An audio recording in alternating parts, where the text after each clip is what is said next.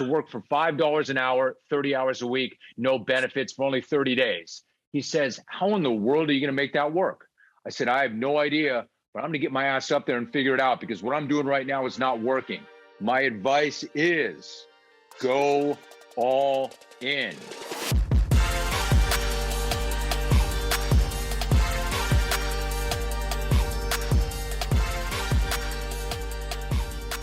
Welcome back to another episode of The Burn. I am Ben Newman, and you know how we do this every single week. We're bringing you stories of athletes, entertainers, celebrities, people performing at the highest possible level, sharing their stories of their burn, that fire that lies within, that ignites their why and their purpose, that causes them to take the necessary action to fight to be their best one day at a time.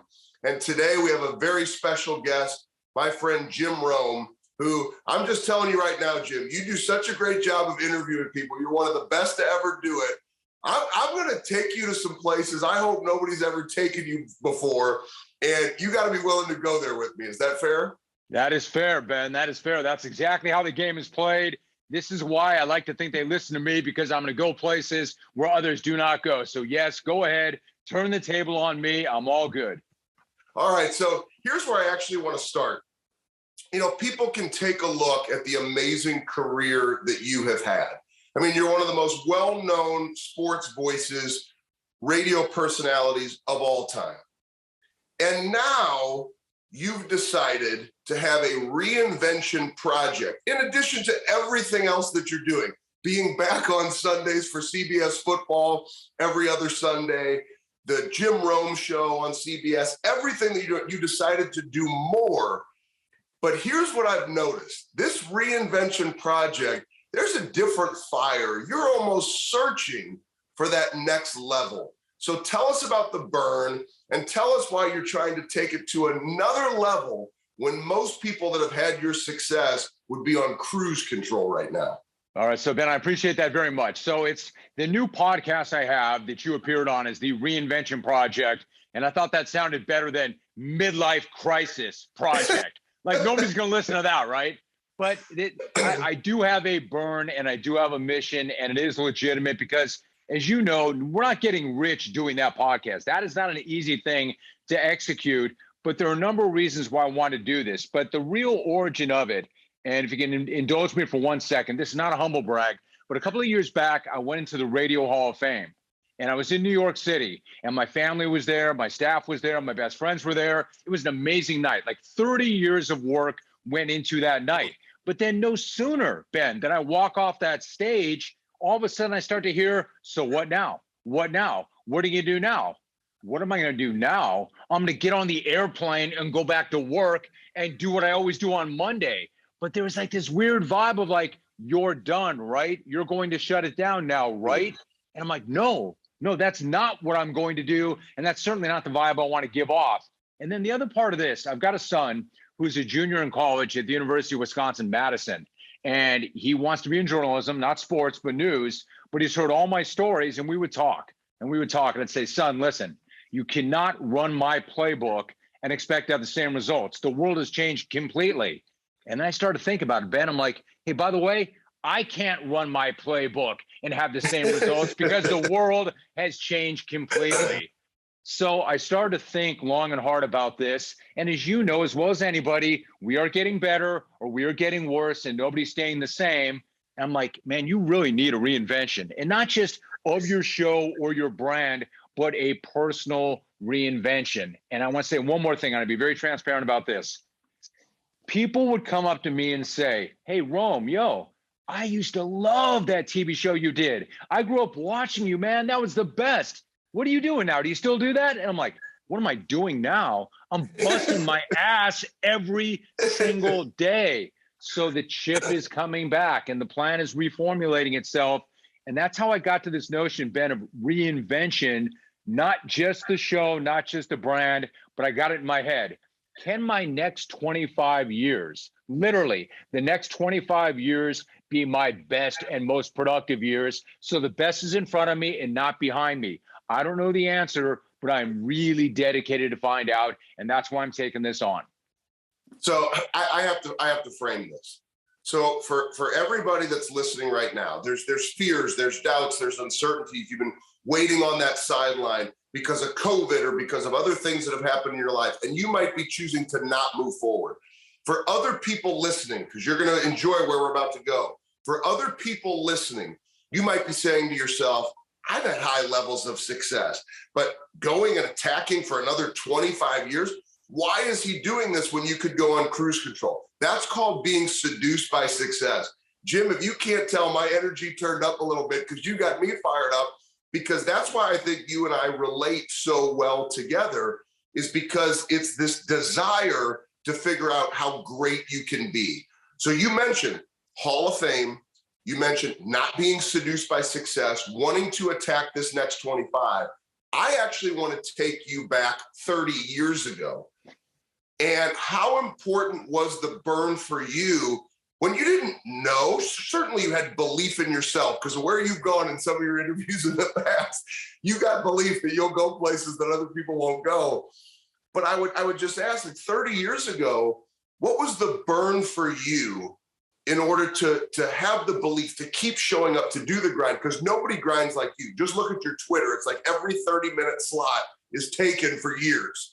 So what was it like 30 years ago, not knowing that you had a Hall of Fame career that was being built, but maybe you were just getting the start? What was the burn then? All right, I absolutely love the question. And it's one of my favorite times of my life, Ben, because although I didn't know that there may be a Hall of Fame career ahead of me, my one edge was I did know exactly what I wanted to do. I was very lucky. Like, some people never figure that out. Luckily, as a kid growing up in Los Angeles, I was obsessed with sports. And understand, I'm in my 50s now, so the world was very, very different. There was not social media. I was obsessed with sports, loved it. And then I realized, I'm gonna be a pro athlete, right? I mean, look at me, Ben, right? How did that not happen? But I figured out that was not going to happen. But then I got it in my head. All right, but my obsession is sports. How do I stay in this business? Can I get into the business? What do I do? My advantage was I knew early on what I wanted to do. I want to be a broadcaster. I want to be a sportscaster. I knew the second I left high school and I went to college, I went to UC Santa Barbara. I checked into the dorm. I left the dorm. I went right to the radio station and I never left. I knew. And that was my edge. And the other thing that I knew, Ben, I knew the price that I was willing to pay. I had that burn. I just did. I wanted it so badly and was so obsessed with it that it literally, I could lose days just in my mind thinking about it and visualizing it. What's it going to look like? What's it going to feel like? How am I going to get there? That was my burn. I had an early obsession, and I was able to do things that others were not able to do in terms of sacrifice and decision making, because that's what I wanted. Like, I was the guy that went to college that was neurotic and paranoid that I was falling behind. So I did 7 internships while in college. I was the kind of guy that nobody wants morning classes, right? You don't want to get up in the morning and go to school. I had a 4:30 a.m. internship that did not pay. But man, it literally rolled me out of the rack, because I'm like, I'm winning. I'm chasing. It's good for my self-esteem. I'm getting ahead. My burn was, I want this very badly. I want to be somebody. I want to win, and I'm willing to pay the price. And the best thing about the burn was, because I was so committed, the decisions started to make themselves. I knew, is this getting me closer? Then do it. Is this not getting me closer? Then don't do it. And I had this chip on my shoulder and this energy, and it felt amazing. And I knew it early on. And you still feel that energy from you today. I mean, hearing that story, I envision you at 4:30 in the morning as a college student, bringing that fire, bringing that passion. Whenever I think of you, I almost think of like Rome on fire, right? Because it's like you just bring this heat, this passion, this energy. I can see that 30 years ago.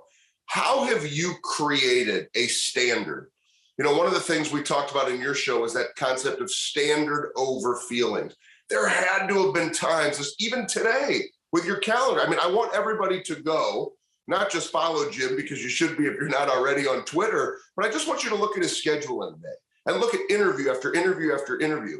How do you create a standard like that and not allow your feelings to get into the way. Because Jim, I know it. There have to be mornings where you wake up and you say, gosh, not today.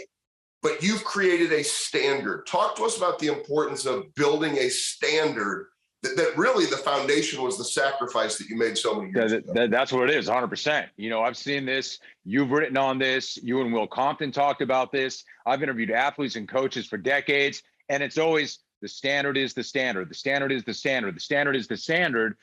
And to your point, the standard is stronger than feelings. Mind has to be stronger than feelings. Now, it would be disingenuous for me to say I win that battle every single time. I don't, but I understand the standard. And this was something else.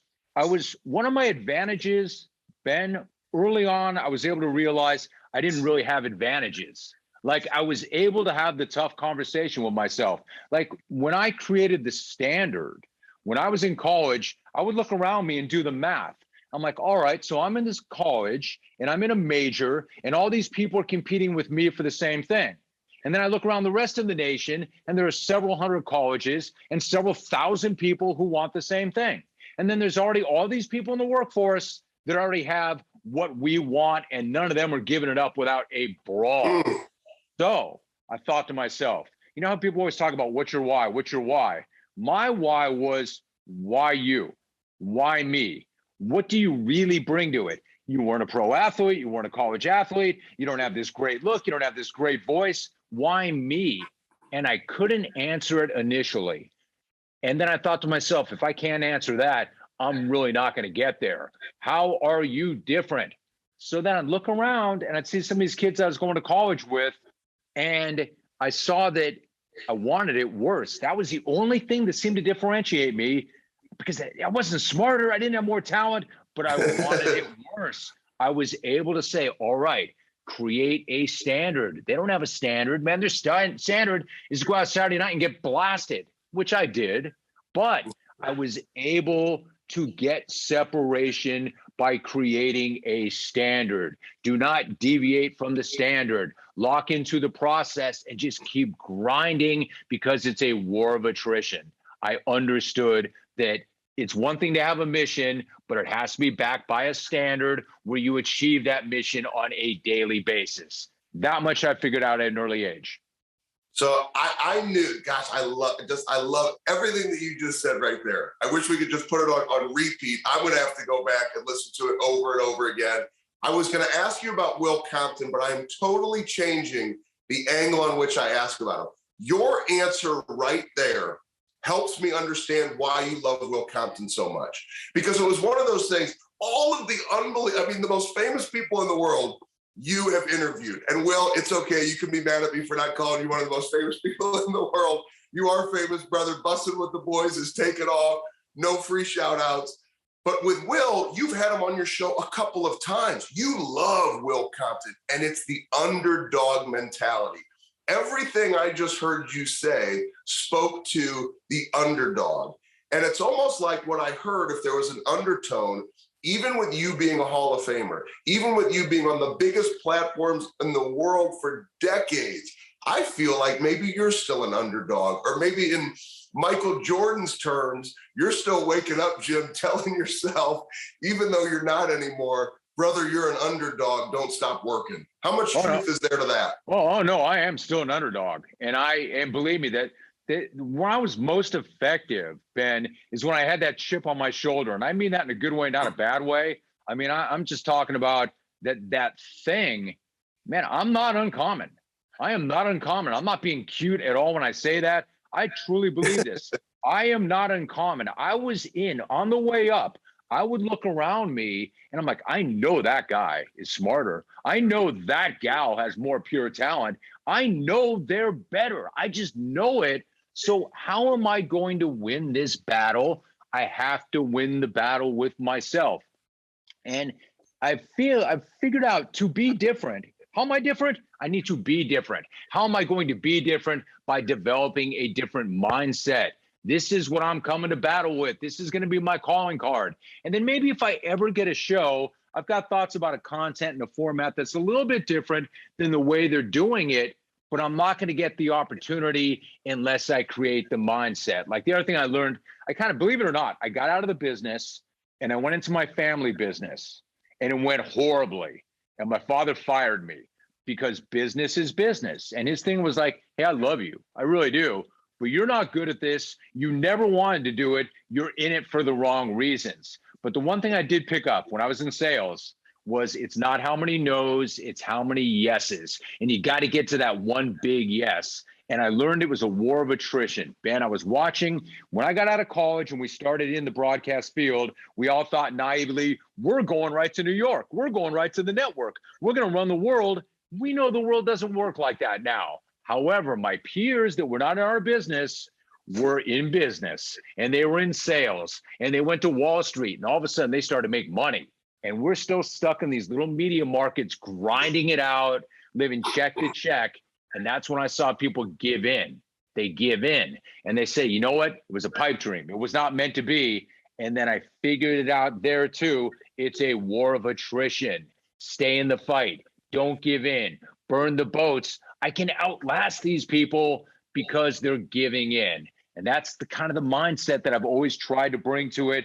And I'm trying to bring to it even now. Man, yeah, I am the underdog in the sense that there are people better than me, but you got to come rip it from me, man, because I'm going to keep coming every day. I'm going to keep coming every day. Get your ass out of bed, go to work. To your point, hashtag attack the process. I love it. I love it. It gets me so fired up chatting with you. And so here's where I'd like to take this now. I'm gonna call another audible here. What you just said, that's you speaking from your perspective of how you motivate yourself, having had tremendous levels of success. But really what you just said speaks to that person that is on the sideline right now. They have to be willing to make sacrifice. They have to develop a reason why and a burn that's much deeper than money. They have to have a willingness to do it for the right reasons. And I think that's so powerful. I hope everybody really listened there. What's another piece of advice you would give to these people that are waiting around for their opportunity rather than attacking that process every single day? Man, that ship's not coming in, man. You got to go out and get it. I mean, I know it's trite and it's cliche to burn the boats, but you need to burn the boats. Like when I went into sales, I'll give an example. When I went into sales, so my dad fires me and he goes, what are you gonna do now? I said, I'm gonna go into sales. He's like, oh my gosh, are you dumb? I just fired you because you're not good at sales. And I said, no, I didn't want to sell your product. I will sell something else I'm passionate about. Of course he was right. I was terrible at sales, but I get another sales job. And Ben, it was a nightmare. Like I'm 56 years old and I still have the cold sweats on Sunday night, knowing that I have to go out and cold call and prospect. I was terrible. Here's my advice though. Here's something that worked for me, at least back in the day.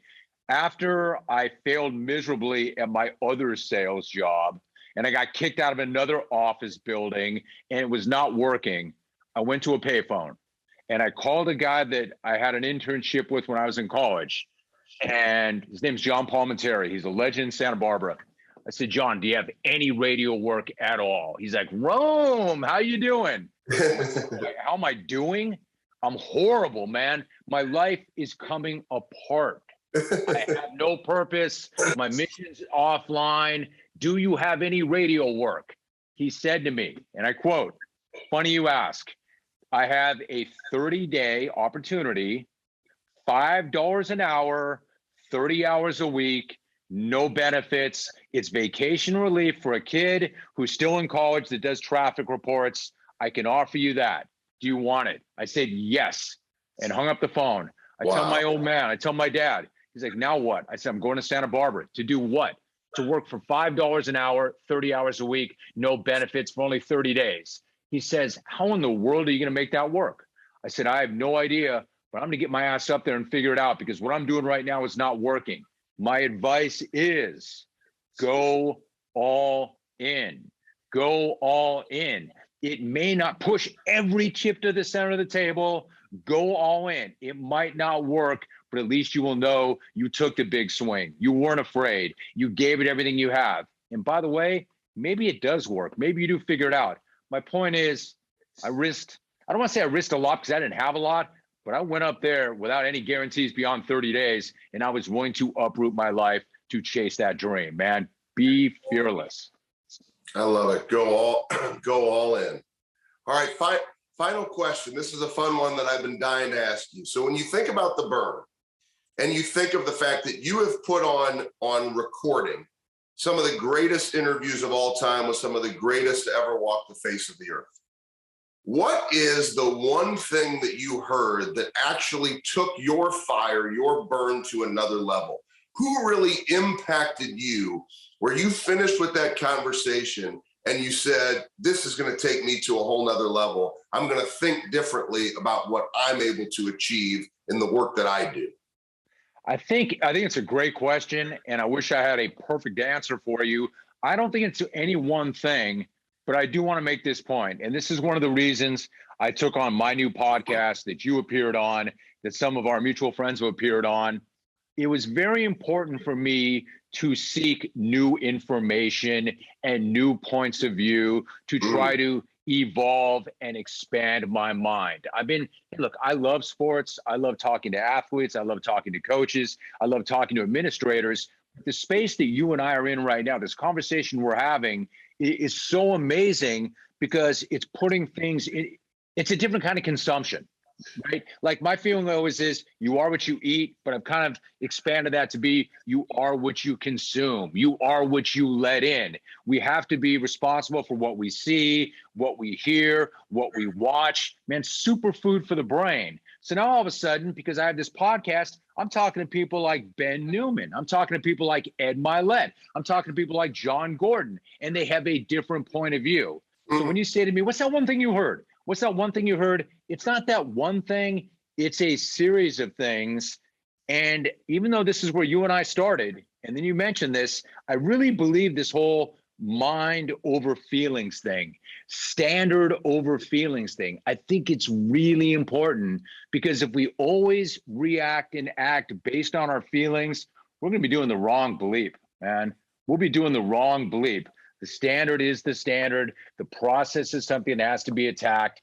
And that to me is the most important thing. I'm looking for that consistency every single day. Do not give in to your feelings. Make your decisions and choices governed by the standard. The standard is the standard. I love that. So yours and my connecting here and your answers to some of these questions. And I love your answer there. There's two words that I think of. And I hope everybody's finding that same inspiration that I've found in this conversation today. Never finished. You know, you really answered with the reason why you've done the Reinvention Project, because you could probably give me 100 different answers, but you're still in pursuit of meeting and interviewing and finding ways not only to entertain and to help others be better, but for you to have that pursuit of what it means to be your best. Jim, that is fire. That is the burn. Rome is on fire. And, hey, can I just jump in, man? It's kind of selfish. It kind of is selfish. Like I'm trying to help other people. I'm trying to get people to take this journey with me. But I'm going to be honest with you. A big reason I did this is I wanted to meet people like you. I wanted to talk to people like you. I mean, certainly I can bring you on my radio program or my normal podcast, but I'm looking for new ideas and new information and new ways to motivate myself and new ways to see the world. And then I can bring that back to all of this. I think it's possible to reinvent, but I want to meet new people, network with new people, and get new ideas and have that new energy. I do not want to fade out. I don't want to bleed out because one day they will come to me and they will rip that mic out of my hand. And when they do, it will be fine as long as I know that I did everything I possibly could to stay in that fight and be as creative as I possibly could every day. One of the reasons why, or probably the reason why I know you and I are going to stay connected for years and years to come, and I say this very, very humbly, but it's not often that it happens. You have a fire that will not go out. And I've always said that, and I say this humbly. There is a fire inside of me because of watching how my mother lived. This fire cannot go out. I don't care how many times you take me to the mat. I don't care how many times you tell me no. This fire will not go out. And I feel the same in you, and the level of appreciation that I have for how you're showing up after a Hall of Fame career. Jim, those are the things that inspire me. And I have a deep appreciation for not only the career that you've had, but for the fact that the best is yet to come and how you're choosing to show up today. It is an inspiration, and I appreciate you.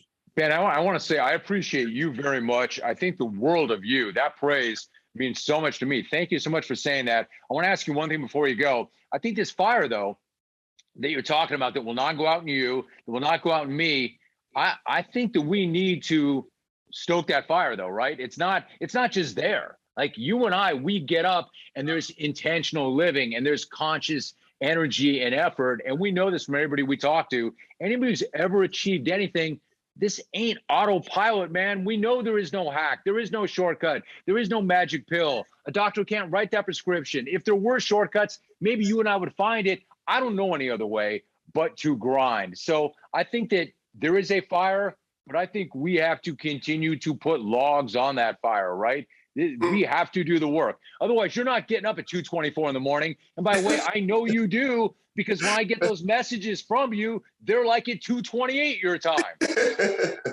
So this fire is not building and maintaining itself, right? We need to do the work. We got to pay the price. And we are. And people do. And it's possible. Hey, that's why you're ending the show today, because you're a Hall of Famer. You get to end it on that, because that is so true. Everybody, I want you, listen to that burn, listen to that fire. But Jim, you nailed it, right? We have to choose to stay connected to that burn. Otherwise, you cannot ignite the why and the purpose to take the necessary action to continue to get after it after a Hall of Fame career like Jim Rome has done.